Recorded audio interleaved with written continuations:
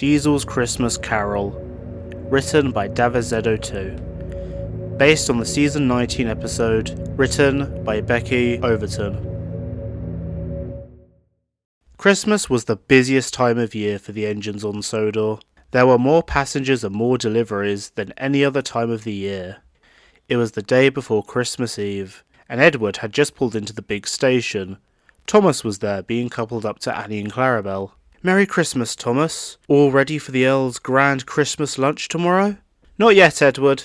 I've got to take these singers to their rehearsal at Sudbury, then pull all those trucks to the castle."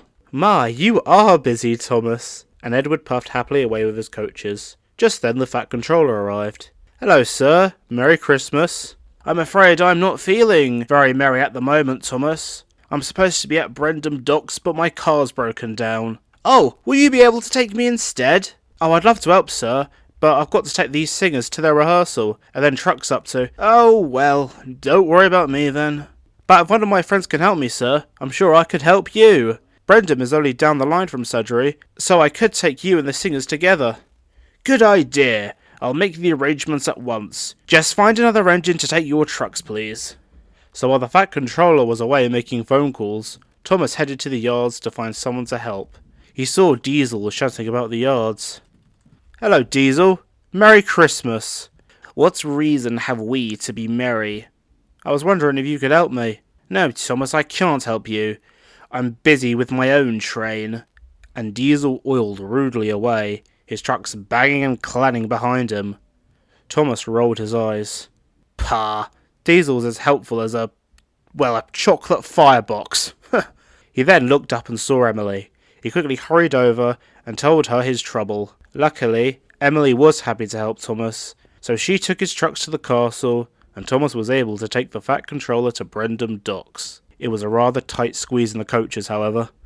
"Room for one more." At the docks, things were not well. Cranky was unloading the biggest Christmas tree he had ever seen. It was for the Earl's Christmas Eve party at Ulfstead. Unfortunately, it was windy, and the tree rocked about in the strong breeze. "Hurry up with that flatbed, Salty. These chains are coming loose." "Arr, me fuel line's frozen. I can't make it to you in time." Just then, Diesel pulled in with his goods train. "Diesel, help me! You need to push that flatbed onto these tracks." "I don't need to do anything. I've got enough jobs to do without helping you do yours." Then, everything seemed to happen at once. Salty's engine finally roared into life, just as one of the ropes snapped. "Shiver me timbers! The tree!" And Salty dashed forwards with the flatbed as fast as he could. But he overshot it, and the big tree came crashing down right on top of him.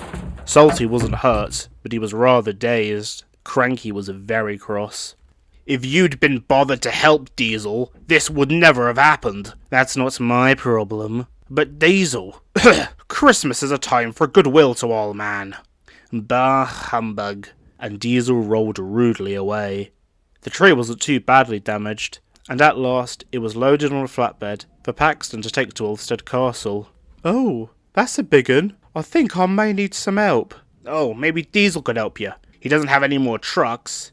"Ugh, I told you I'm too busy." "Bah, you useless little mite." Alright, don't worry. I think I can manage okay." "Yeah, if you're sure, Paxton. Just take care." Paxton set off to the castle, but the huge tree was rolling around so much, the chains were coming loose, and with no back engine to see what was happening, there was no one to warn Paxton. Paxton rolled round the bend much too quickly. The tree lurched to one side, and snap! The chains broke, and the whole train came right off the tracks. Paxton had landed on his side. His windows was smashed and his side was dented. Help! Later, Diesel was heading back to Brendam Docks with another train. He looked up, only to see Stephen with a train of trucks in front of him. Stephen was being his usual slow self, so Diesel had to slow down too. "Come on, Stephen, hurry up." "Well, it's not like you can go much faster, Mr. Oily. Besides, I'll have you know that back in my day, this was the fastest an engine could go." Diesel grunted, but he got even more annoyed when he saw who was standing on Stephen's footplates. "Ah, is that Diesel? So good to see you! Oh, hello, Your Grace. I say, do you plan on coming to my grand Christmas party tomorrow night? There'll be presents, carols, food. Oh, not that you can eat any of it, of course. I'll pass, thank you. Oh, come now. I said no. Yeah, Mr. Oily, come on. You won't want to miss this. Bah, if I had my way, anyone who spouts Merry Christmas should be boiled with their own turkey and buried with a stake of holly through their heart. Oh, poetic. So you can keep Christmas in your own way, and let me keep it in mine. Ah, well, what can you do? Some just can't be swayed. Well, Merry Christmas, Diesel. Good afternoon. And have a Happy New Year. Good afternoon. And Diesel was switched onto another track, went around Stephen and the Earl, and headed down towards Edward's branch line. A group of children were playing in the snow in a nearby field. They all called Merry Christmas to Diesel as he went by, but he just snorted. Bah, humbug. As he rounded the bend, he saw Paxton all in a heap. His driver was waving a red flag. Diesel, you've come to help after all. No, I didn't. One of those other engines that likes being helpful will be along soon enough.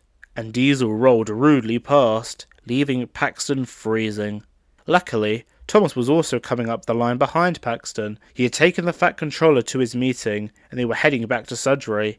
Thomas gasped when he saw Paxton. Paxton, you alright? Oh yeah, I'm fine. Oh, I'm just a bit off the tracks, that's all. Goodness me, what happened here? The big Christmas tree wasn't secured properly to the flatbed, sir. As we rolled round the bend, it dragged us right off the tracks. I see, and it's damaged the rails too. Those tracks will need some repairs. But was that Diesel that just went by? Yeah, I think Diesel's just very busy today, Thomas. I doubt that. I was told all about the trouble he caused before we arrived. Right, Thomas, we'll head back down the line to the passing loop and go around Paxton. Once we've collected the carolers, I will arrange for an engine to help Paxton. Yes, sir. Don't worry, Paxton. You'll be back on the rails soon enough. I hope so. It's freezing in here. I'd like to find a way to teach that unhelpful Diesel just what being helpful is all about. Huh. Paxton was curious. He wondered what sort of plan Thomas was cooking. When it was time for Diesel to head home, he had to wait as the line was blocked by the clean-up crew. He watched from afar as Rocky lifted Paxton onto a flatbed. Deep down, he felt rather guilty. Unfortunately for Diesel, he was spotted by the Fat Controller. I've heard all about your behaviour today, Diesel. You may not enjoy Christmas as much as everyone else does, but that doesn't give you the right to be rude and unhelpful to my engines. Diesel said nothing. Once the accident is cleaned up, you can go back to your shed, and you can stay there until the new year. As you wish, sir. The Fat Controller shook his head and walked back to the accident site. Once everything was cleaned up, and Paxton had been taken to the works, Diesel headed back home. When Diesel returned, he found the Diesel depot mysteriously deserted. Mist hung over the yard, and Diesel could hardly see. Hello? Hello? Where is everyone? Suddenly, Diesel thought he could see a face in the mist, but when he blinked, the face was gone. Diesel shuddered, but for some reason, the face felt rather familiar. Diesel entered the big, airy maintenance shed. No one, not even Den and Dart, was around. Diesel's driver hopped off his footplate. Where are you going? Home. You've been a right twat today. You could have put me in the proper sheds. Bah, I'm spending Christmas with my family, thank you very much. And he left. Diesel was now alone. Diesel tried to fall asleep, but he couldn't. The big shed was very dark and spooky at night, and the mist outside wasn't doing things any favours. Suddenly, the bells in the Vickerstown clock tower struck the hour. The depot was quite far out from the town, but even from there, you could hear the loud Victorian-era bells announce the time far off in the distance. But that night, something strange happened. The bells didn't stop when they were meant to.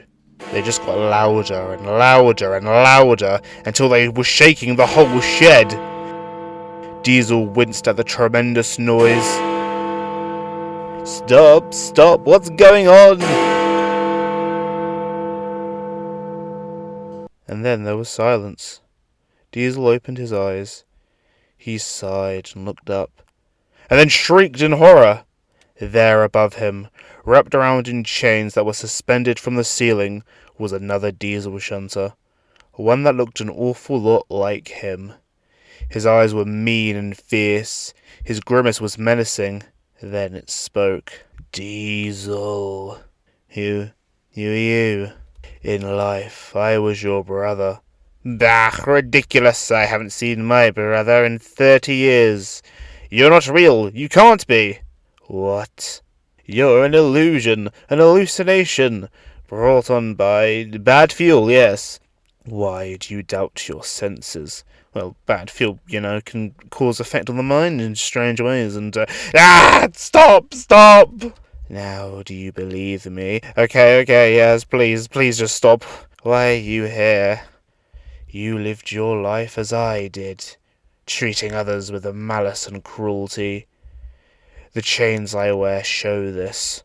Oh, what is that chain? I forged it in life, link by link, yard by yard.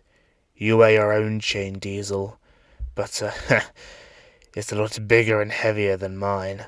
Oh, please, brother, speak comfort of me. I have none to give you. But, one thing I can give you is a warning. A warning? You shall be visited by 3 more ghosts. More? I'd rather not, thank you. Expect the first when the bell strikes 1. Oh, can't I just take them all at once? Expect the second when the bell strikes 2. And then expect the third at 3. Farewell, Diesel, and take care. The mist began to roll inside of the big maintenance shed. It was so dark and cloudy, Diesel couldn't see anything. Once the mist had cleared, however, the Diesel was gone. Diesel blinked, taking in what he saw. Then he just snorted. 3 ghosts, 3 humbugs, more like. But despite his false confidence, Diesel was still rather spooked. The hours passed by. Diesel could not sleep.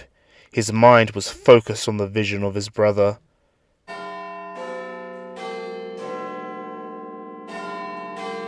Then he heard it. The bells of the Vickerstown clock tower began to strike.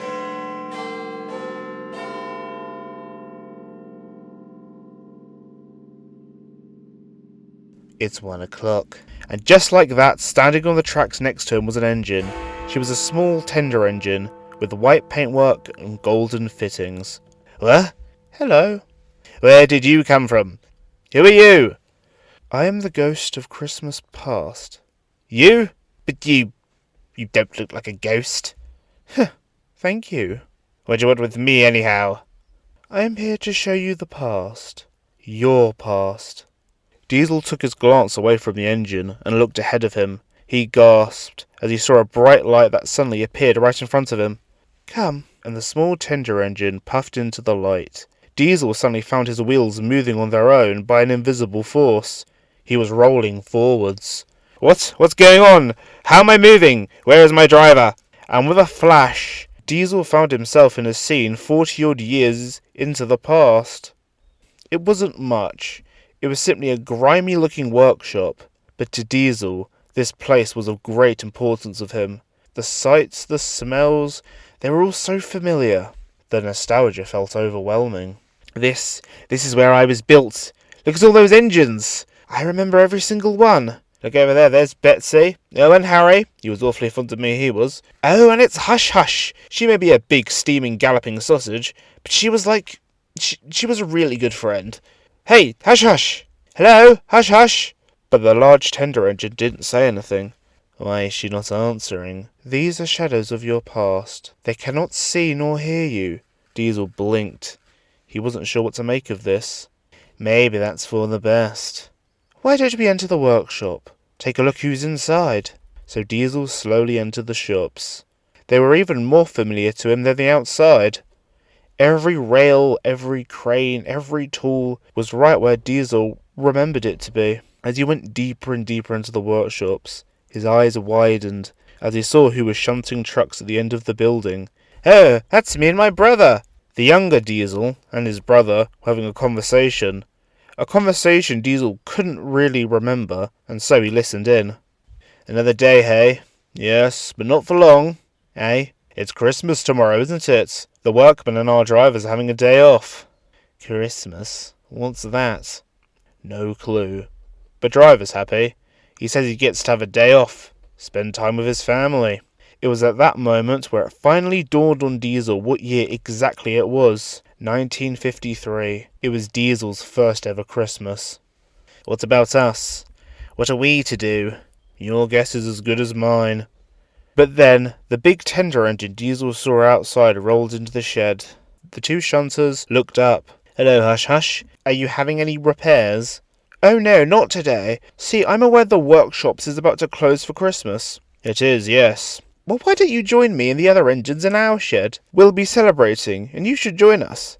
I mean, if you want to, of course. I guess so. Why not? Should be fun. And right before Diesel's eyes, the scene began to shift. Just like that, Diesel and the Spirit were now in a big airy shed. It was full of big steam engines, loudly chatting and joking amongst themselves. And in the middle of it all sat two black gronks. Diesel was amazed at how much more youthful and happy he looked. You were so happy back then, you know. Bah! That big engine, she seems nice. Didn't you say that she was a good friend? Hush, hush, you could say that, yes. She was always visiting the workshops just to see us. Just to see me. Well, I must ask, what are you doing with a company of steam engines? You're a Diesel. I thought engines like you come into a yard and improve it. Are you not revolutionary? I was young and stupid back then. Wasn't fully aware of my purpose. I soon saw sense. And where did that get you? Diesel watched as several more Christmases flew by in that very shed. But as each one went by, the younger Diesel slowly got more and more unhappy, the twinkle in his eyes slowly fading out, until one year Diesel just wasn't there. Oh, someone appears to be missing. I stopped going. Why is that? But before Diesel could answer, the scene shifted again. They were back at the workshops. Diesel saw himself sitting next to Hush Hush. 1957. 1957, the year you went to Sodor. The aftermath wasn't pretty. I was put on all the rubbish jobs as punishment for telling lies on Sodor. But it wasn't my fault. If Duck hadn't... Shush! I'm trying to listen. Look, I know what happened to Sodor wasn't great, but... Bah, you wouldn't understand. I got humiliated and sent away. Well, I mean, you did try to sabotage another engine's career. You what? I'm sorry, Diesel. I really am. But, look, I'm worried about you. You started to change since more Diesels began working here, and since going to Sodor, it's like you're a completely different engine. I've seen sense. We Diesels are superior, and you Steamies are just out of our way to prevent us from achieving our goals. This whole modernization thing has changed you. I don't recognize you anymore.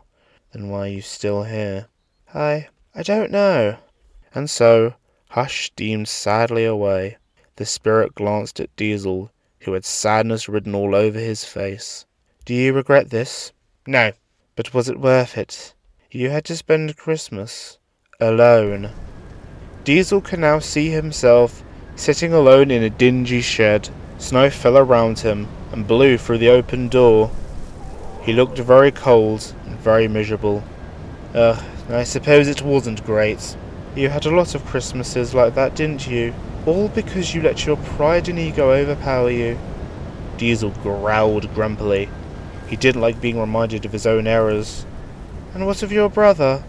He stopped hanging out with the Steamies too as we helped produce more Diesels. But after the Sodor incident, he teased me relentlessly. The years began to shift once more. Diesel found himself looking at another Christmas. Christmas 1960. Once again he was alone in his shed, but not for long. His brother soon returned and parked in the spot next to him. Well. Decided to be by yourself, hey brother? Oh, shut up. I'm sorry, what have they been calling you recently? Diesel? Shut up. You should join me and the other Diesels someday. Oh wait, those guys literally have zero respect for you.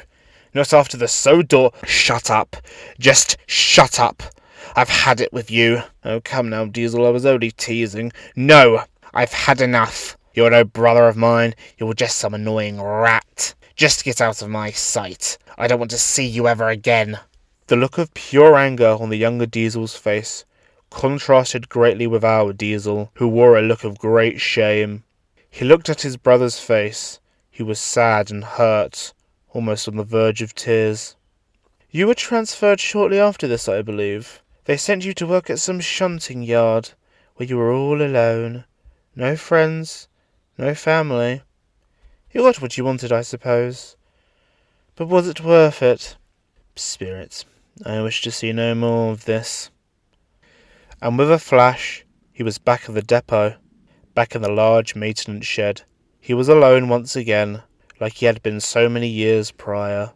He sat there for a long while, reflecting on everything, on his younger years before Sodor, to his year of first arriving, to his years upon his return, and then his later years of being sold back to Sodor when he was no longer wanted. Then the bell began to strike again. 2 o'clock. I am ready.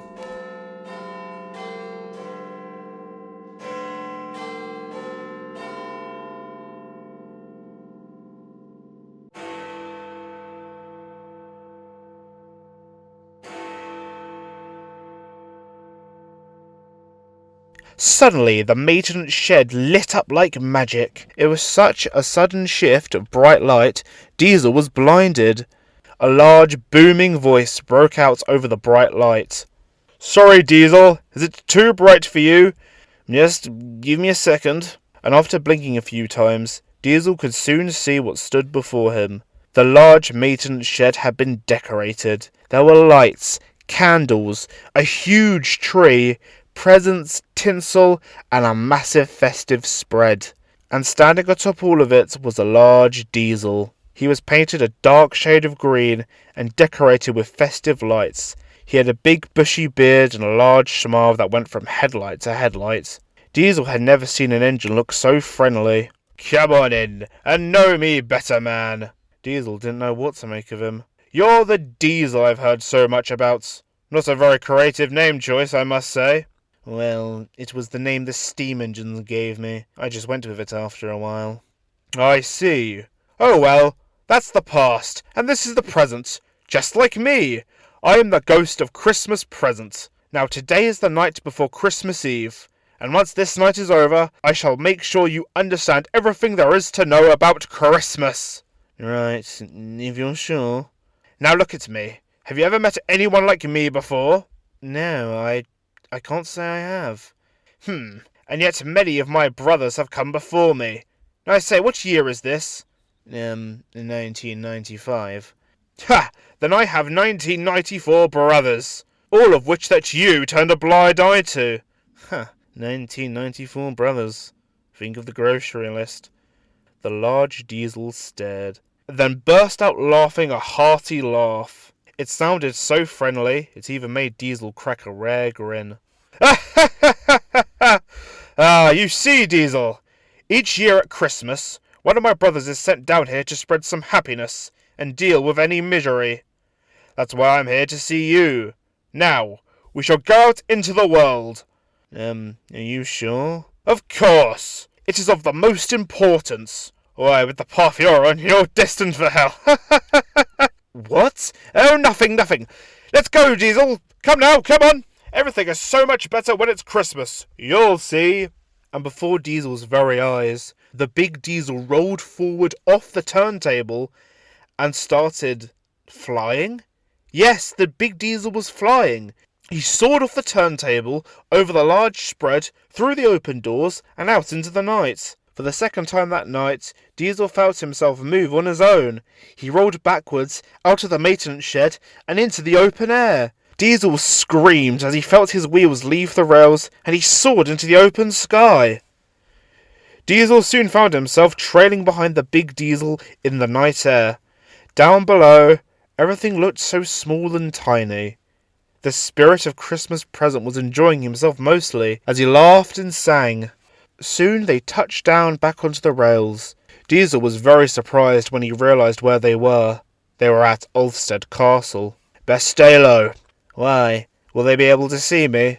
Nah, I don't really know, to be honest. Best not to wing it. And the spirit added a cheeky wink. Diesel gulped. At Ulfstead Castle, everyone was getting ready. The large tree, which was now slightly battered, was being decorated by some workmen, while Stephen shunted about the place. "Where do you want these trucks, sir?" "No, I'm not quite sure, Stephen. My head's all over the place. Everyone, stop, stop!" "What for?" "Yeah, we need to get home soon." "Let's take a quick break, just so we can get ourselves sorted out." "Oh, how about a game?" "A game, sir?" "Yes, a game. Oh, I know. How about yes and no? Stephen, you're quite good at that one. You always come up with the best ideas." "Oh, yes, please, sir. In fact, I think I already have an idea." So the Earl and the workmen all gathered around and tried to guess what Stephen was thinking of. "A vegetable." "A person." "An animal." "Yes, you could say that." "Is it found on a farm?" "The city." "The countryside?" "Yes, usually." "How about a dog?" "A cat." "A cat." "No, you said it first." "Oh, I know. Is it an unwanted animal?" Stephen giggled. "Yes." A rabbit." "A mouse." "One of them crow things." "Oh, it's too good."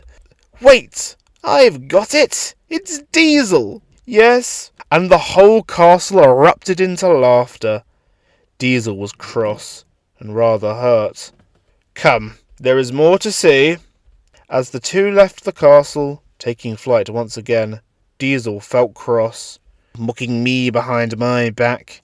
"Well, you weren't very nice to them earlier, were you?" Diesel knew the spirit was right, but he didn't say it aloud. Soon they reached Crovensgate Works. Diesel was confused. "Why on earth are we here?" "Ho ho! Take a look through the windows and tell me what you see." Diesel peeked through the windows and was very surprised. Inside was Den, Dart, Norman, Sydney, even Dennis. But in the centre of all of them, sitting atop a flat truck, was Paxton. "Oh yes, don't you remember? He had an accident earlier today." It was that serious." Inside of the works, the Diesels were talking amongst themselves. "So, hate to put a damper on the mood, but how long are you in here, Paxton?" "Ugh, way to hush the vibe, bro." "It's alright, Dennis. Norman was only asking." "And, well, I don't exactly know myself. Vic just says that a lot of my smaller parts were damaged, and it may take a while to get replacements, especially at this time of year." "They should just repair you at the diesel depot." "Well, what I mean is..." "What he means is..." "Wait, no, that isn't possible. We only handle minor repairs, Den. Paxton is missing quite a few chunks. Chunks we don't have. Oh, it's all Diesel's fault." "What's Diesel got to do with this?" "Yeah, Norm? What do you mean?" "Well, if Diesel had agreed to be your back engine and help you out, this wouldn't have happened. He's a stupid, arrogant fool." Diesel gasped. Norman was always rather blunt, but he'd never spoken that way to Diesel's face. It made Diesel rather hurt. But it was only to get worse, as all the other Diesels agreed with Norman. "Yeah, man, guy's got, no decency." "Too right." "Here. Who are we talking about again?" "Oh, come now, everybody. True, he isn't the nicest engine, but I care about him. He's like a brother to me. A very distant brother, but a brother nonetheless." "I don't know what you see in him, Paxton." "I think deep down, under all that grimy paintwork, is a much nicer engine who just wants to be let out." "Don't say that. It might be even worse compared to who we got now." And all the other Diesels broke out into laughter. That was until Paxton suddenly began to cough violently. "Oh, ow." Despite the fact you probably could have prevented his accident, he still talks good of you. That Paxton is rather fond of me, isn't he? Is he going to be okay?" "That's for the future. My focus is the here and now. But I suppose what would you care? You're much too busy to help him." And the spirit smirked at Diesel. It wasn't a friendly smile that he had worn most of the night. It was a sly and much harsher smile. He began to roll away. Diesel quickly followed. The two rolled down the line in silence. Diesel was now starting to feel uneasy. Something now seemed to be a little bit different about the spirit. He seemed less jolly and more sombre. They soon rolled through a tunnel, something that surprised Diesel. The next tunnel wasn't for a good few miles. They hadn't even reached the hill yet. As they came out of the tunnel, Diesel was surprised to find the spirit had somehow managed to turn around on his rails, now facing towards him. Even more shockingly, Diesel had now noticed that the spirit was beginning to age. His face grew grey and wrinkly. His paint started to chip away, revealing rust underneath, and his festive lights had fizzled out into dull, dim specks. My time on this planet is limited. Soon I will go. I hope you will take on the things that you've learnt.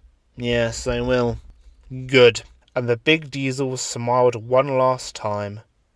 Diesel wasn't focusing on that, though. He was much more worried about the figures in the spirit's cab. Spirits? Who's that in your cab? Is it your driver? The spirit chuckled. They're not mine. They're man's. The doors of the big Diesel opened, one on each side, and stepping out from each door were two very slender figures. One was a man, and the other was a woman. This man's name is Want. This woman is Ignorance. Together, they spell doom. Surely someone could help them. The frail man cackled at this. The woman quickly followed. Why do you care? After all, aren't you far too busy for help? And slowly they began to inch towards Diesel. Every step they took, they grew taller and taller. Diesel looked up at the spirits for help, but the spirit just chuckled. He then began to fade away right before Diesel's eyes, leaving specks of rust flying in the wind. This was all way too much for Diesel. The man and the woman were even closer now. They towered above him. Somehow, he put himself into reverse all by himself, and he sped away from the spectres, through the tunnel and out on the other side. Diesel didn't care how fast he went. All he wanted to do was get away from those things as fast as he could. He went so fast, he didn't even realise where he was going. Suddenly, he hit a jagged rail and came right off the track. When he opened his eyes, he soon saw where he was. He was at the place where Paxton had had his accident. Presently, Thomas came along. Diesel beamed at this. He wasn't sure if Thomas would be able to see him, but it was worth a shot. Thomas! Thomas! Help me, please! Thomas could see Diesel. Unfortunately for Diesel, however, Thomas was still cross. Sorry, Diesel. I've got to get this mail delivered. It's the last train before Christmas Eve, and that's our busiest day. And just like that, Thomas was gone, and Diesel was left alone. But not for long. Is that bells? But how? Who? Diesel's questions were quickly answered, as rolling out from the snow and mist, coming straight towards him, was an engine as black as night. It appeared to be an electric engine. Diesel could make out no facial features. All he could see was a pair of glowing headlights, watching him like a pair of eyes. Are you the ghost of Christmas yet to come? The engine said nothing, yet somehow Diesel knew that this was the case. Spirits, I fear you more than any other spirit I've seen tonight, but I know you're here for a reason. Let's just get this over with. If he could make out a face, Diesel was sure that the spirit would be smiling. Shadows began to close in, and soon they consumed Diesel. Everything went black, and Diesel was gone.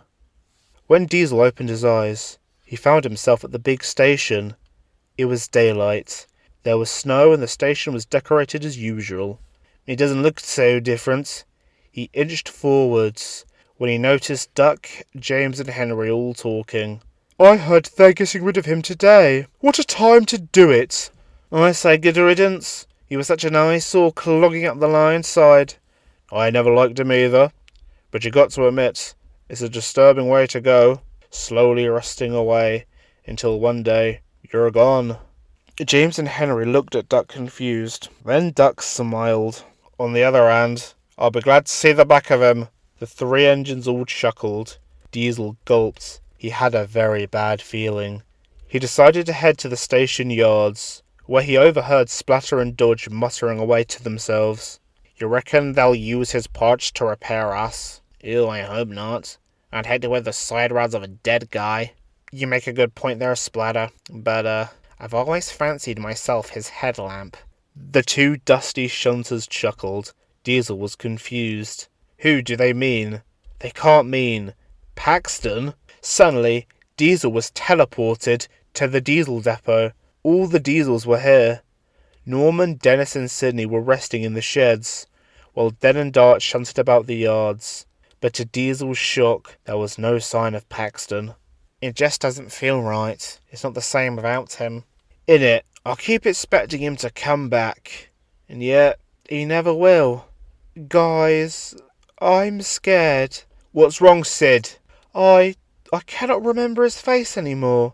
I try to remember, but I just can't.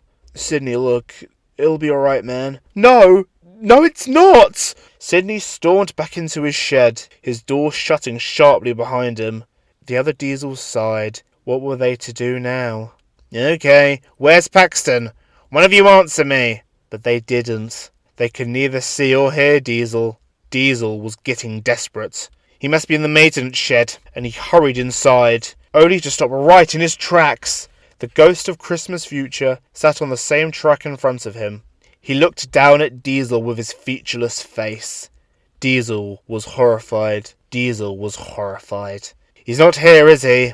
The electric engine said nothing, but he didn't need to. Diesel sighed. Is that who the others were talking about? How could they say that about Paxton? Who do they think they are? But Diesel stopped. That wasn't right, it couldn't be. They would never speak of Paxton like that. Then, who were they talking about?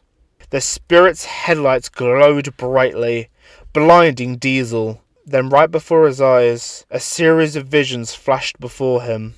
He saw as Rocky was lifting a body of a rusting, rotten diesel shunter off the line side. It was at the same place where Paxton, and later he, had come off. The rusting wreck was loaded onto a flatbed and taken to the ironworks by one of the diesels to be melted down. Diesel was mortified as he began to make the connections. That rusting wreck, that was him! No! He was now back in the workshops, face to face with the dark spectre. He was so scared and overwhelmed, he shot backwards out of the maintenance shed, but instead of rolling out into the yards of the diesel depot, he felt his wheels leave the rails and began falling down as the maintenance shed got smaller and smaller above him. This was a nightmare. It made no sense. It had to be a nightmare. It must be a nightmare. He needed to wake up. He had to wake up! Diesel opened his eyes. He found himself in an unfamiliar place. It was like the inside of a tunnel, or a mine shaft perhaps. The walls of the tunnel were a dark red. Hello, brother. Diesel jumped and looked over at the track next to him. It was none other than his brother. I thought I'd come to greet you. No one else wanted to. Where the hell are we? Diesel's brother stifled his laughter. You just answered your own question. Now come with me. We have to get you ready. I'll be escorting you to your new shed. New shed? And ready for what? Brother, wait for me! And Diesel chased after him. They rolled out of the mine shaft and into the open. They were now on a large red brick viaduct. Diesel looked out onto the land, and he gasped. The landscape was covered in sharp, jagged red rocks. A huge stream of lava trailed underneath the viaduct, weaving around the sharp rocks. There was no doubt in Diesel's mind where he was. I died. Most unfortunate, I know. But don't worry. Lucifer was so impressed by your work in life, he decided to make you his private engine. What? Come on, Diesel. Let me take you to your new home. Diesel's brother guided him through the fiery landscape, up steep mountains and through some rather poorly built tunnels. The journey didn't take too long. They soon reached a cutting in the rocks, and at the end of the line was a small yard. It had everything Diesel needed. There was an old-fashioned looking station building, a turntable, a fuel pump, and a small wooden shed. But there was something different about the shed. It was completely frozen and covered in ice. It stood out like a sore thumb in front of the red landscape. Rather fitting if you ask me. Well, he'll be down whenever he needs you to take him to his devilly duties. You're not staying? Of course not. I have my own work to do. Sinners to torture, demons to take to work, that sort of thing. Oh, I almost forgot. Your chain is to arrive from the foundry. Ha! I must say, it's even bigger than I thought. At that moment, a big, heavy-duty freight engine rolled into the yard. The moment it stopped, a group of tiny imp demons hopped out of his trucks, dragging an absolutely gigantic chain behind them. They soon began to wrap it round Diesel. It took quite a lot of them to do this. The chain was so massive, Diesel could hardly move. Ah, get this thing off me! But the little demons didn't care. They hurried back into their vans, and the big freight engine rolled away, blowing its loud whistle as he did. Diesel's brother laughed, and shoved Diesel into the ice-cold shed, which was rather hard work. Please, don't leave me here. Help me. Bah, humbug. Diesel's brother rolled away, leaving him behind. He was freezing cold. His chain was so big and so heavy, it pressed down onto his roof. Diesel moaned and cried until he had no energy left. Brother, please help me. Help me. Help! Ah! Diesel woke with a start. He was still derailed and buried in snow, but fortunately there was no heavy chain on top of him. It was daylight now. Diesel was relieved, but confused. I'm alive, but how? Where am I? What year was it? Was this all just a dream? But if it were, how did I get here? There was nothing Diesel could do. He simply had to sit and wait for help. Meanwhile, up at the castle, the Earl was making all of his final preparations. Everything was soon arriving for the grand Christmas lunch. Oh, Merry Christmas, Percy. Presents are over there, please. Ah, Emily, you've brought the choir. Marvellous. And Norman, you've brought all the food for the lunch. Everything's going perfectly. But where are all the guests? Back on his siding, Diesel fortunately wouldn't be alone for long. Thomas soon arrived with Rocky. Diesel had never been so happy. Thomas, you've come to help me. Yes, Diesel, of course I have. I suppose I couldn't just abandon an engine who'd come off the tracks. No, thank you, Thomas. Thank you. The chains were fastened to Diesel, and Rocky began to lift him up into the air.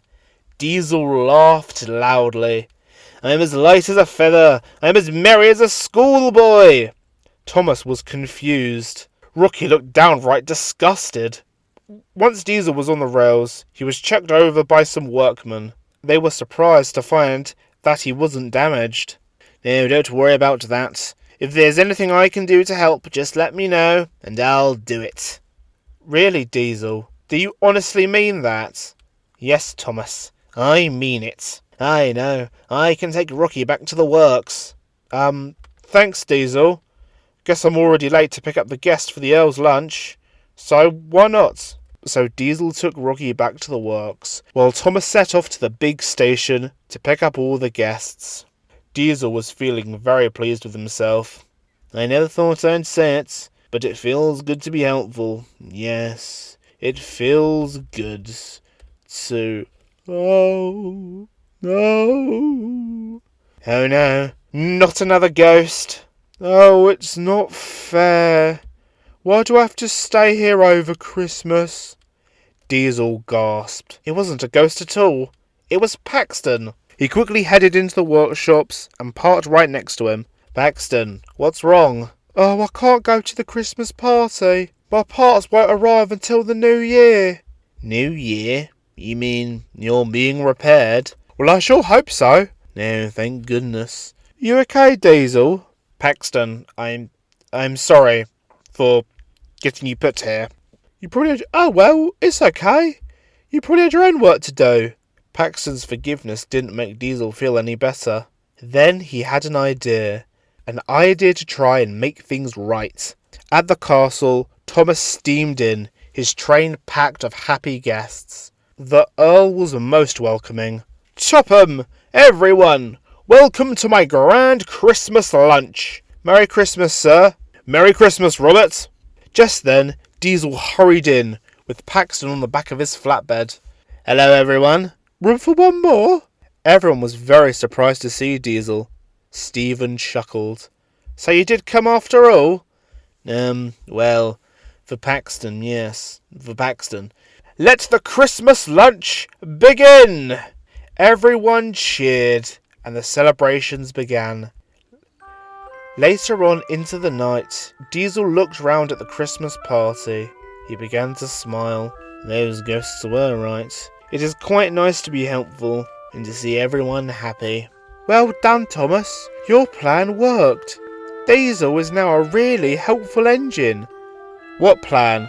Oh, well, with the whole I want to teach Diesel what it means to be helpful, I thought you was planning something. I didn't have time to. I was too busy that night. Then, what happened to Diesel? I don't really care, to be honest. I mean, look at him. Merry Christmas, Diesel. No, Merry Christmas, Thomas. Merry Christmas, everyone. Diesel's newfound happiness wouldn't stick for long. Come the new year, he was back to his grumpy old self. Old habits die hard, after all. What did stick, however, was Diesel's work ethic. No matter the task, Diesel was always willing to help, even if he did it with a frown. And come Christmas time, it seemed Diesel did get a little bit more joyful as he did his work. And by more joyful, I mean he cracked a small smile every now and again. Maybe one day, Diesel can finally be truly happy. I guess only time will tell.